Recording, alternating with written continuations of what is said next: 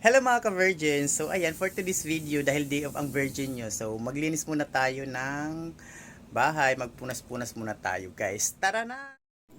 So ayan na nga mga ka-virgin, so day off na naman ng virgin ngayon. So may rides po sana kami ngayon mga ka-virgin, kaya lang hindi po yun natuloy. Kaya linis-linis na lang tayo ng bahay kasi wala naman tayo ibang gagawin pa. So ayan, nagmap muna ako dyan kasi may rides kasi kami ngayong araw talaga mga ka-virgin. Kaya lang hindi natuloy nga kasi maulan, may low pressure daw. Kaya ayun na nga, hindi na naman natuloy.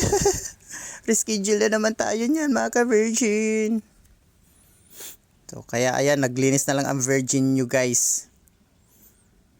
Diva. Oo, TikTok pa yan. So next time na lang ulit ang ating rides dahil hindi naman tayo natuloy ngayon. Diva.